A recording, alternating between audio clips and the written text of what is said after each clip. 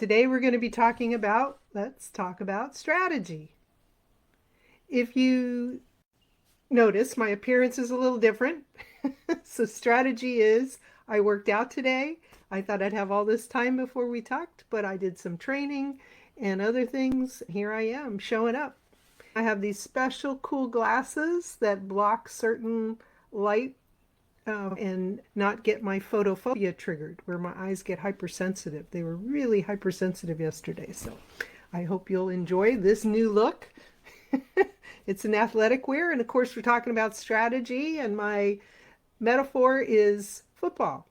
With football, it's important to talk about strategy because, as I have witnessed throughout my life, many times there are strategies that just aren't working for people, and they just keep doing them. They just keep doing them, and they're so unhappy, and that truly bothers me. Maybe it bothers you too.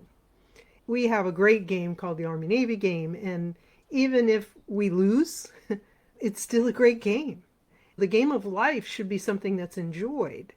Today we're going to talk about some aspects that hopefully will give you an idea of things that you can think about and things that you can change in your own life in order to get more of what you want and live with greater joy. That really is my goal in talking to you in all these ways with stress, because life is a miracle and we don't always treat it that way.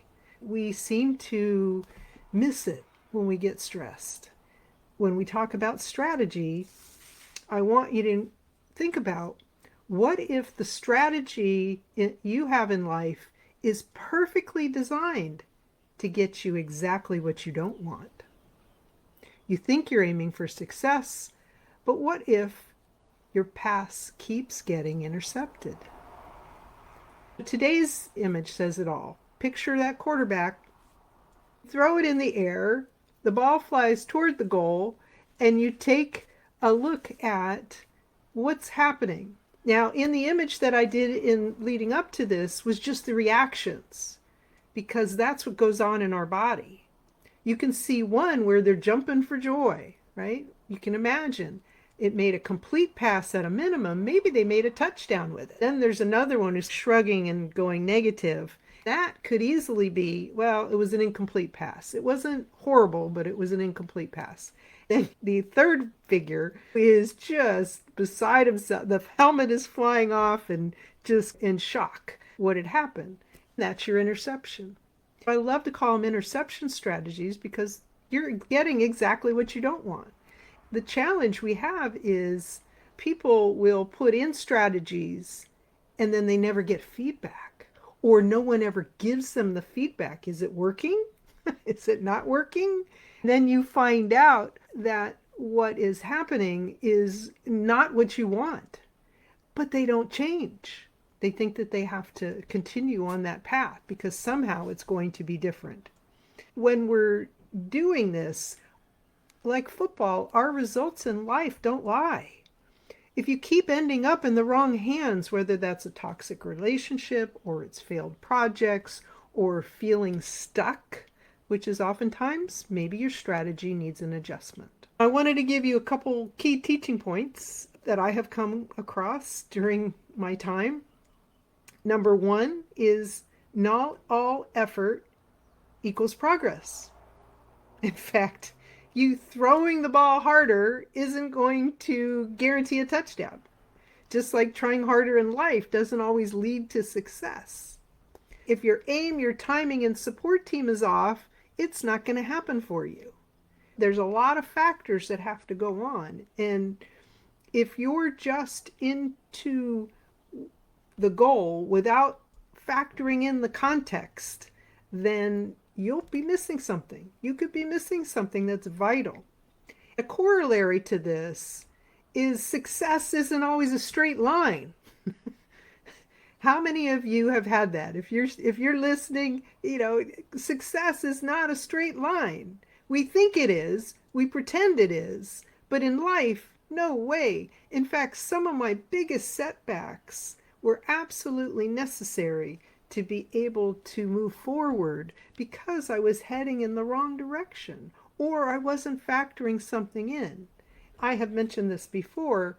Laura said zigzag is her other name. Yes, we zigzag, maybe go under, maybe go up, maybe get set back, one step forward, two steps back. You've heard that before. Yes, please do not give up because you don't get progress at times. What is it that you can learn from that situation to help you use that as a stepping stone? Think about that.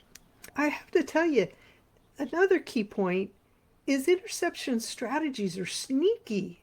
It's one where your actions unintentionally deliver an outcome to someone or something, and you've given away your power. It feels awful. It feels like sabotage, right? But it's often a pattern you run for years and you might not be realizing it. You kind of ignore it, those kind of feelings. It's not always obvious when you've committed a interception strategy. The next point that I want to highlight is that winning, I won't even call it winning. I call it infinite win. I'm going to introduce this concept here because I think we talk about winning and losing all the time. My girlfriend Deb Lewis coined a word called infinite win, infinite-win. Infinite win is one of those concepts where the goal that you're looking for is what is the best outcome for everybody concerned. It's filled with three key components.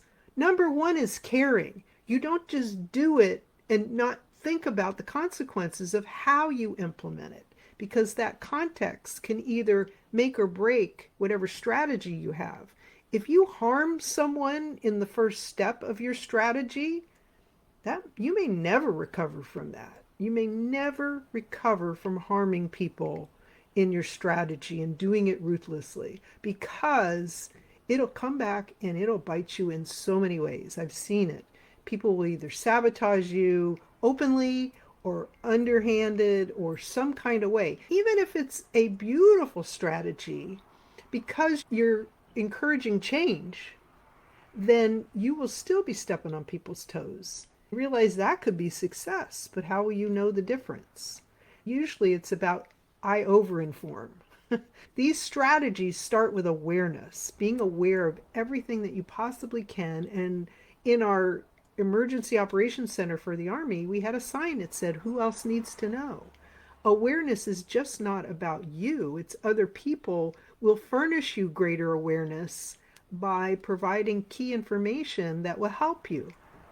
Maybe you don't know a key fact that you can't change, and it sure can spell either disaster, an interception strategy, or something else. Infinite win strategies, they start with awareness. Look at your current strategies. Are they putting you on track for joy or dread? Have you figured that one out? Are your plays setting you up for helping everyone? Or are you just repeating past losses or mistakes? The last one that I wanted to bring up, in adjusting our life course, like doing video here, as Laura knows, maybe, and Kathy knows a bit too, and Gail knows, I have only been doing video like this for 1 month. I have done many other things in my life, but video, I have adjusted because it's important that you might have to adjust mid-game. I've been working on sharing information to others for more than a decade. I have helped many, many people. I have 7,000 people who are taking my courses on extreme stress and how to handle stress to build a better future. I want to keep making a difference. I know the people on here. I got Laura and I got Kathy, and they make a difference every day in their lives. Kathy used to take care of my dad and my mom before my dad passed. These are just things that are so important, but adjusting is a strength because you're reading the signs. You're looking at what's been happening, what's been getting you yardage, going back to football, or what is setting you back, not being able to move forward. Awareness plus adjustment equals greater success. Finally, in bringing it together before I give you my close, I have an acronym. I love acronyms. They help me remember how to couch things. So this one is called PLAY. P is that pattern check. What pattern are you running? Are you repeating? What are those things that I take a look at? Whether you do need an adjustment, but if you don't have that awareness of the pattern that you're running and what are the results, then you won't know. The L for play is look ahead. Don't just react. People react all the time. You want to look downfield at your strategy. Is it aiming for your true goal, not a goal that someone else might have set for you or you think you ought to do, but is it bringing you greater joy? Is it a real goal, not just surviving the moment? A, we talked quite a bit about, that's adjust. Adjust as needed. We will always shift our plays in order to go with life. There's another talk later. We'll talk about synchronicity of life. But adjusting doesn't mean that you failed. It means that you're learning. And learning makes you incredibly more valuable the more that you have that. And so agility, I've showed the obstacle course, and I do that in many of my talks. Agility is a key strength. And then the why, that's all about you. You determine the outcome. Own your choices, but don't hand off your power to fear or doubt or others' opinions. Stop worrying about others' opinions. That's what I had to set aside. Stop worrying about others' opinions. You call the plays, you check the progress, and then you bring that team and raise the whole team up in order to achieve greater success for everyone. That infinite win that I talked about. So here's your play as we end this talk. Notice what strategies you're running in life, because what are the key areas? Are they landing in the right direction, or are you constantly getting intercepted? Drop a comment to see what's a new one you're looking to try. Is there something else that you might want to do? What's speaking to you now as you're closing and stopping and taking a look around? Because it may be you can get the support that you need just when you need it to be able to make that better play. I know you've got this. Let's create strategies that work for us, not against us anymore. Right? Game on. Aloha.